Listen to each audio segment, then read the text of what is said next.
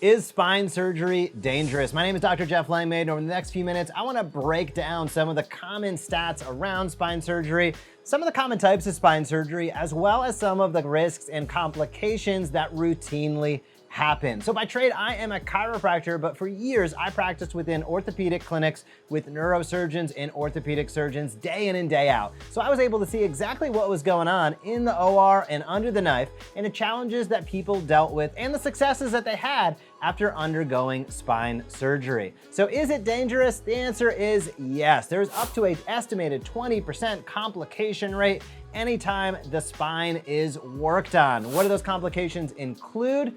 Well, simple things like infections that most of the time don't end up being too big of a deal, all the way to dural clots and lung issues and blood clots can all be challenges. So what exactly are those things? Well, anytime you make an incision in the skin, there is an infection risk. The longer your surgery is and the more of an open procedure as opposed to minimally invasive, your risk of infection continues to climb. Additionally, there are comorbidities, as we say, or challenges that you might go into the operating room with that can increase your risk of infection. If you have been prone to have infections in the past, if you have any immunocompromising challenges, diseases, conditions going on right now, things like weight, all of these things play a role in your infection risk beyond what is traditionally associated with the operation itself.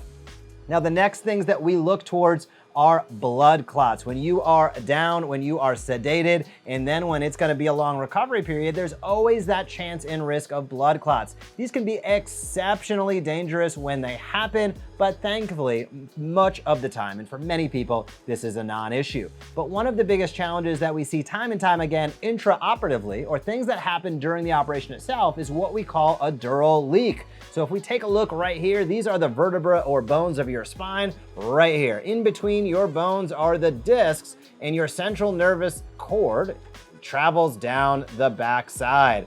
Out the sides are the spinal nerves. So your nervous cord, your spinal nerve, and your spinal nerves are all encased. They're encased in dura. So they have fluid around them. All the nerves travel down as a bundle, and then there's a case with fluid to protect them. That's called the dura.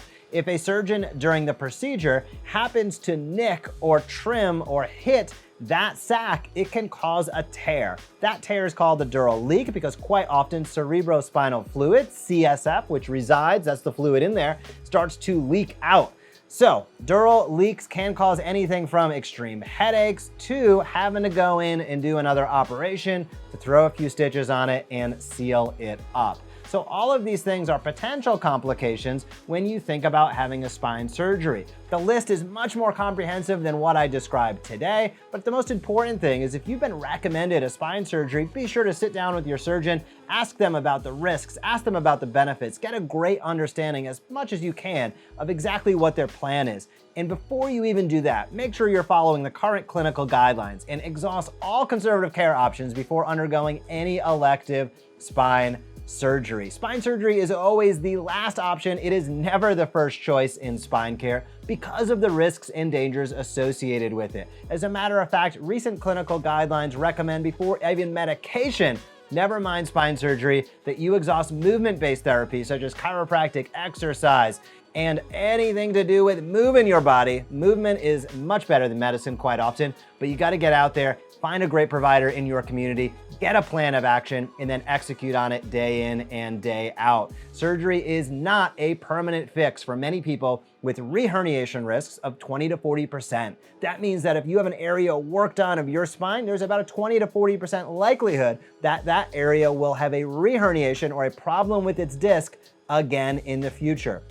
All of these things are what you want to consider before going under the knife and having a spinal surgery. If you have any questions about this whatsoever, feel free to drop them down below. My name is Dr. Jeff Langmaid, and I'll see you in the next video. Hey, what's going on? If you loved that video, be sure to subscribe to this channel. The Evidence Based Chiropractor puts out videos all the time at the intersection of marketing and research, showing you how to grow your practice while also growing your knowledge base. So if you liked it, be sure to comment down below or hit subscribe, and I'll see you in the next video.